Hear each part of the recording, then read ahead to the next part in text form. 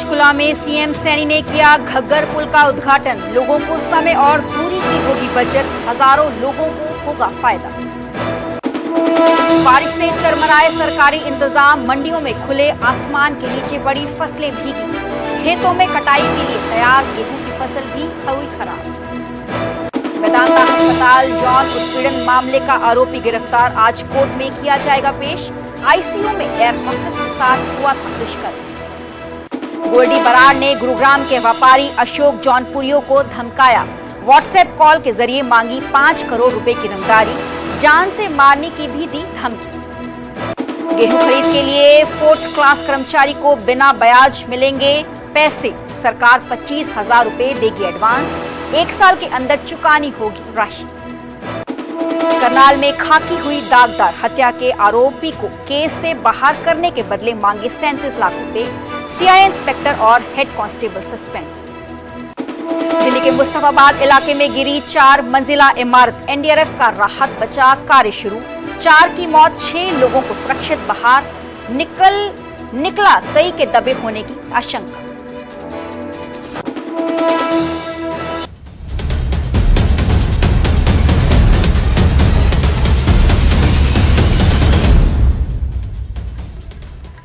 नमस्कार, मैं हूं सरबजोत कौर। न्यूज 18 पंजाब हरियाणा देख रहे सभी दर्शकों का स्वागत है। बुलेटिन की शुरुआत करेंगे और सबसे पहले बात करेंगे पंचकुला की, क्योंकि पंचकुला में घग्गर पुल का उद्घाटन किया गया है सीएम नायब सिंह सैनी की तरफ से। सीएम नायब सिंह सैनी खुद पहुंचे और घग्गर पुल का उद्घाटन किया। पुल से घग्गर पार के लिए लोगों को इससे फायदा होगा, टाइम की बचत होगी। पूर्व स्पीकर ज्ञानचंद गुप्ता भी प्रोग्राम में मौजूद रहे। औषधालय भवनों का भी। अब ये डबल इंजन की सरकार नहीं, अब ट्रिपल इंजन की सरकार ये काम कर रही है। गति से 3 गुना रफ्तार से ये काम कर रही है। मुझे खुशी है कि आज जिन 4 परियोजनाओं का उद्घाटन व शिलान्यास हुआ है, उनमें जिस स्थान के ऊपर हम बैठे हैं, इसके ऊपर ये घग्गर नदी के ऊपर एक और पुल का ये रास्ता जुड़ा है और इससे हमारे इस क्षेत्र के जो 25-26 सेक्टर और 20-21 सेक्टर और इसके साथ ही हमारा जीरकपुर के साथ ही हमारा एयरपोर्ट, हमारे सभी रास्ते सुगम और कम समय के हुए हैं। ये हमारे लिए बड़े गर्व की बात है।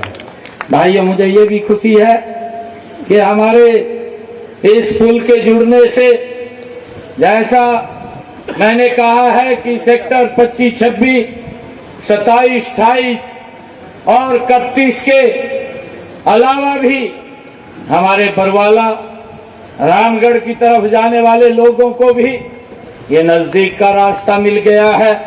उनको भी इसका एक बड़ा लाभ हमारे लोगों को मिल रहा है और हमें इधर से चंडीगढ़ जाने में भी अब कोई दिक्कत नहीं रहेगी। वो भी रास्ता हमारा सरल और सुगम और नजदीक का हो गया है। इसी पुल का राष्ट्रीय राजमार्ग 5 व 7 और 152 से भी इसी पुल से सीधा संपर्क हो गया है और पंचकुला और आसपास के पंजाब क्षेत्र के विकास के लिए भी ये रास्ता एक मील का पत्थर साबित होगा। ये मेरे लिए बहुत खुशी की बात है।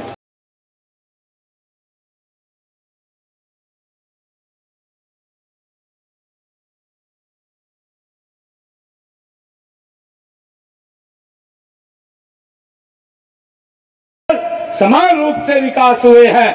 अगर हम पंचकुला की बात करें, आज मैंने लगभग ये 4 करोड़ 64 लाख 59,000 रुपए की लागत से 2 डिस्पेंसरी का भी आज शिलान्यास यहाँ पर किया है, जिसका लाभ मेरे पंचकुला के लोगों को मिलेगा।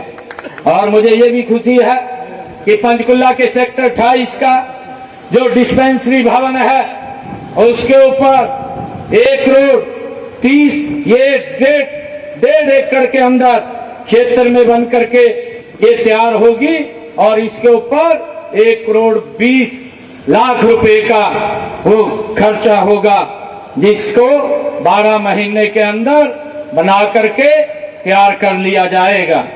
इसके अलावा हमारे जो बरवाला और कनौली गांव में 74,38,000 रुपए की लागत से ग्राम सचिवालय का भी हमने आज यहाँ पर शिलान्यास किया है। इसका भी लाभ हमारे जो ग्राम कनौली और बरवाला के लोगों को इसका लाभ मिलेगा।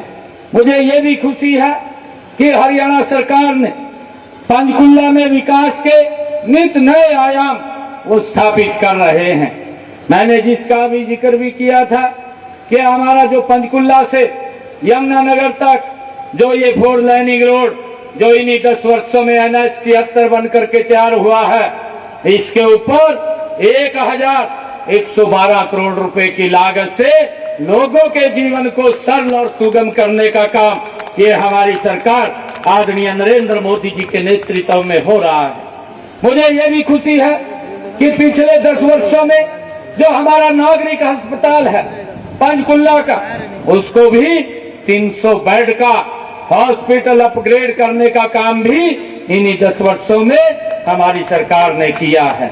मुझे ये भी खुशी है कि पंचकुला में भाखड़ा नहर का पानी नए पंचकुला निवासियों को स्वच्छ जल उपलब्ध हो, उसके लिए सेक्टर 39 चंडीगढ़ से पंचकुला तक 62 करोड़ रुपए की लागत से एक पाइपलाइन बिछाई जा रही गई है। इस पाइपलाइन के माध्यम से हमारे पंचकुला और माता मनसा देवी कॉम्प्लेक्स के जल घरों को जोड़ा गया है। और अब बात आसमानी आफत की करेंगे। शुक्रवार शाम मौसम का मिजाज अचानक बदला। तेज आंधी के साथ बारिश हुई जिसने किसानों की चिंता बढ़ा दी है। करनाल में मंडियों और खेतों में रखा गेहूं भीग गया। तेज आंधी से तरपाल उड़ गई, सैकड़ों क्विंटल गेहूं भीग गई।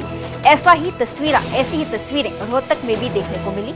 यहाँ पर्याप्त व्यवस्था नहीं होने की वजह से हाईवे पर रखा सैकड़े क्विंटल गेहूं भीग गया। आंधी और तूफान की वजह से जगह जगह कई पेड़ गिर गए। करनाल में 2 गाड़ियों पर एक बड़ा पेड़ गिर गया जिससे गाड़ियों को भारी नुकसान। अलग अलग तस्वीरें आप देख पा रहे हैं जहां पे गेहूं को काफी नुकसान हुआ है। करनाल और रोहतक की तस्वीरें, आंधी के कारण ये सब कुछ हुआ। किस तरीके से जो आसमान के नीचे गेहूं की फसल पड़ी हुई थी वो भीग गई। तो किसानों पर मौसम की मार देखने को मिली है। खुले में रखा गेहूं बारिश में भीग गया। पहले आग और फिर पानी से तबाही मची है। शुक्रवार को अन्नदाता पर मौसम ने कहर बरपाया। कई जगह खेतों में खड़ी फसल जलकर राख हो गई। जिन किसानों ने समय रहते फसल की कटाई की, फसल को मंडी में लाकर बिकने के लिए रखा, वो पानी में भीग गए। मेरे साथ मेरे सहयोगी मदीना से धीरेन्द्र चौधरी लाइव जुड़े हुए ने।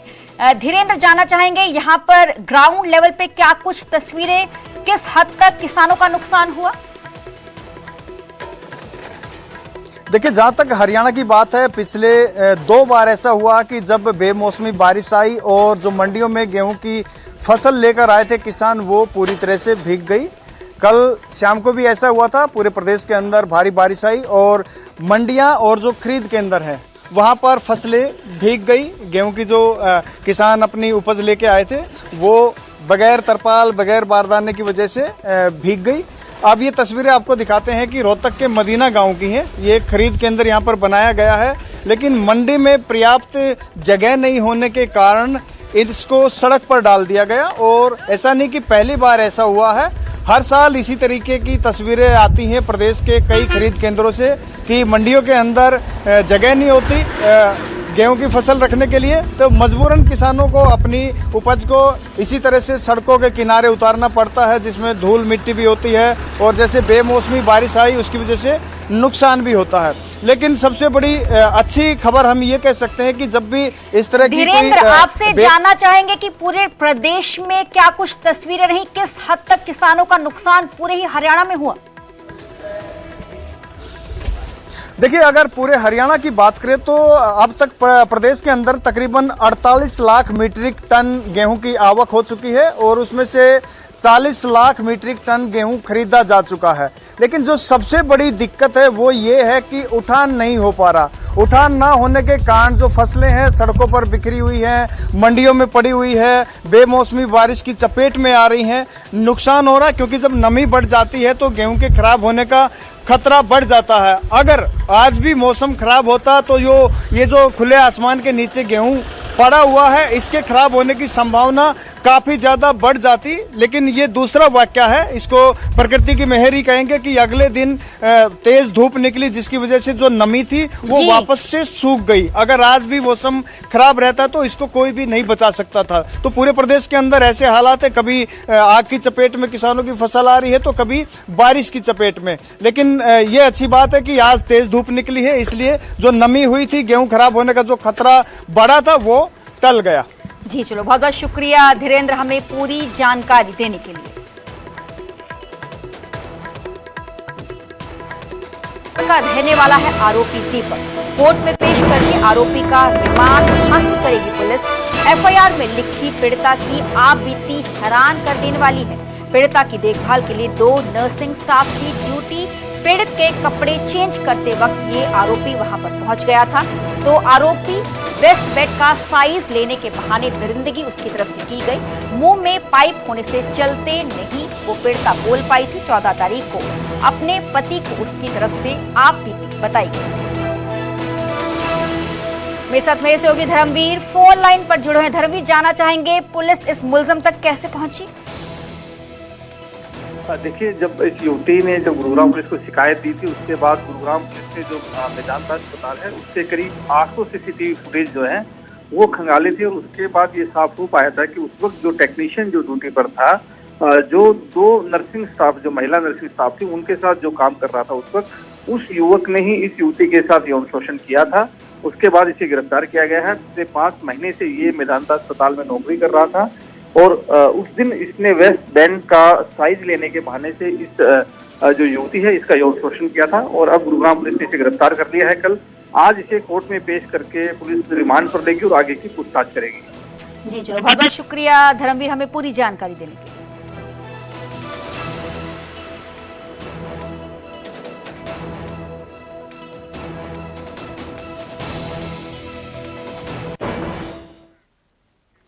बिजनेसमैन अशोक जौनपुरिया को गोल्डी बराड़ की तरफ से धमकी दी गई है। व्हाट्सएप कॉल करके 5 करोड़ रुपए की रंगदारी मांगी गई। रंगदारी नहीं देने पर परिवार समेत हत्या की धमकी दी गई। गोल्डी बराड़ की धमकी से दहशत में जौनपुरिया परिवार है क्योंकि पूर्व सांसद सुखबीर सिंह जौनपुरिया के बेटे हैं अशोक जौनपुरिया। रंगदारी की धमकी का ऑडियो भी सामने आ चुका है।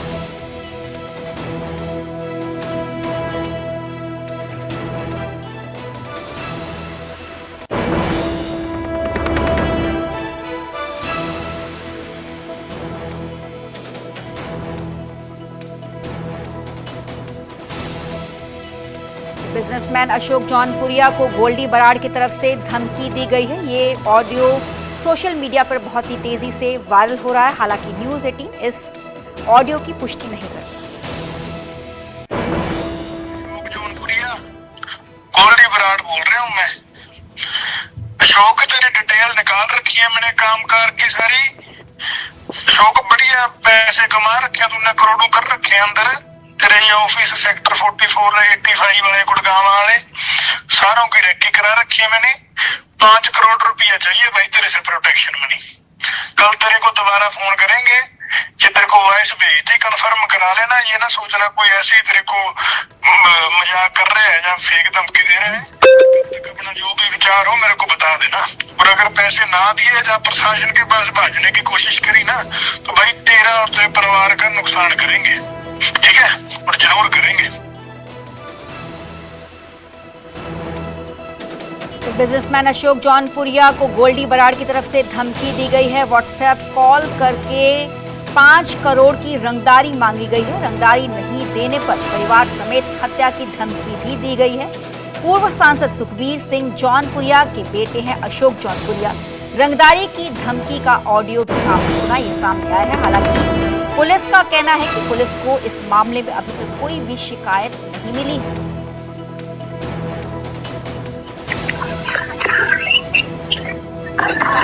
अशोक पहलवान बोल रहे हैं, गोल्डी बराड़ का छोटा भाई। हाँ जी बताइए भाई साहब। रिकॉर्डिंग भेजी हुई है भाई साहब ने, 5,000 कैसे लगेगा? अच्छा जी। हाँ, और ये इस चक्करों में मत पड़ना भी पुलिस के पास चला जाएगा या किसी और के पास चला जाएगा तो बच जाएगा। तेरी सारी इंफॉर्मेशन, तेरी फैमिली डिटेल हमने सब कुछ निकाल रखा है। अच्छा ठीक भाई साहब, मैं देखता हूँ, कोई नहीं, सॉरी। ऐसे के चमत्कार देख के नमस्कार करेगा। नहीं जी मैं देखता हूँ, वैसे देखता हूँ। 1 हफ्ते का टाइम है, ते अंदर बता दियो, वरना फिर हमारी तरफ से टाइम तुम्हारा शुरू है। तब तक तू संकट में है, बाद में ये चीज ध्यान में रखना। तू ठीक भाई साहब। टाइम अपना मत खराब करियो, अगर हमारा खराब किया तो तुम्हें बता देंगे भी अभी जे जलवा क्या होता है। ठीक है भाई साहब। हाँ ओके। अब बात महेंद्रगढ़ की। महेंद्रगढ़ में टीके के ओवरडोज की वजह से देवास गांव में 4 महीने के बच्चे की मौत हो गई। आरव की टीकाकरण के कुछ घंटों बाद ही मौत हो गई है। परिजनों ने नर्स पर गंभीर इल्जाम आरोप लगाए हैं। ओवरडोज टीका लगाए जाने का आरोप लगाया गया है। परिजनों ने महेंद्रगढ़ पुलिस को शिकायत भी दी गई है। वहीं स्वास्थ्य विभाग का कहना है कि अगर टीके से कोई इन्फेक्शन होता है तो 2 घंटे के अंदर ही उसका प्रभाव दिखना शुरू हो जाता है, लेकिन बच्चे ने रात को 12 बजे के करीब अपनी मां का दूध पिया है। वहीं पुलिस पोस्टमार्टम रिपोर्ट आने का इंतजार कर रही है। बताया जा रहा है कि आरव को प्राथमिक स्वास्थ्य केंद्र देवास में 3 टीके लगाए गए थे। बच्चा पहले पूरी तरह स्वस्थ था, लेकिन टीका लगने के बाद उसकी एक्टिविटी कम हो गई। उसे अस्पताल में ले जाया गया, जहां उसकी मौत हो गई। पीड़ित परिवार ने इंसाफ की गुहार लगाई।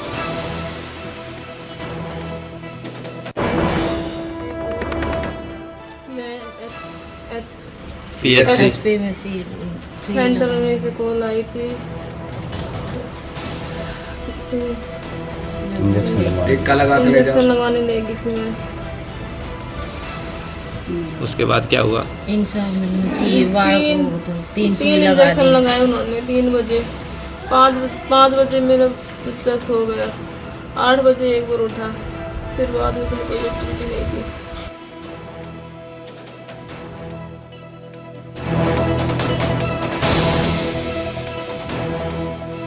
तो महेंद्रगढ़ का ये पूरा मामला है। महेंद्रगढ़ में टीके के ओवरडोज के कारण देवास गांव में 4 महीने के बच्चे की मौत हो गई।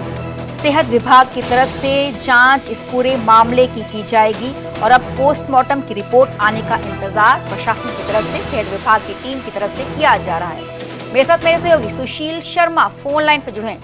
सुशील, जानना चाहेंगे इस पूरे मामले में अब तक की क्या कुछ कार्रवाई सेहत विभाग की तरफ से, दूसरी तरफ से पुलिस की तरफ से? जी, मैं आपको बताना चाहूंगा, ये महेंद्रगढ़ के गांव देवास में एक 4 महीने के बच्चे आरव की जो टीकाकरण की कुछ घंटे के बाद ही मौत हो गई थी। जबकि बच्चों के जो परिजन है उनका कहना है कि जो बच्चे की मौत है वो ओवरडोज के कारण हुई है। ये उन्होंने इस बात का आरोप लगाया है, जबकि स्वास्थ्य विभाग कह रहा है कि इस तरीके की कोई बात नहीं है। जो अगर बच्चे ने रात 12 बजे दूध पिया है तब तक बच्चे की तबीयत ठीक थी। और ये सब बातों को लेकर पुलिस का कहना है कि शव का पोस्टमार्टम करवा दिया गया है। पोस्टमार्टम रिपोर्ट आने के बाद जो भी सामने आएगा उसके अनुसार कार्रवाई की जाएगी। जी चलिए, बहुत बहुत शुक्रिया सुशील हमें पूरी जानकारी देने के लिए।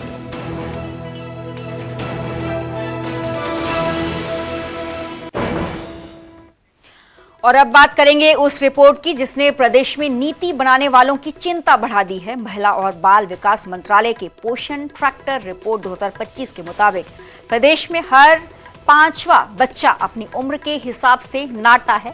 चिंता की बात यह है कि हाइट न बढ़ने की समस्या कुपोषण से जुड़ी हुई है।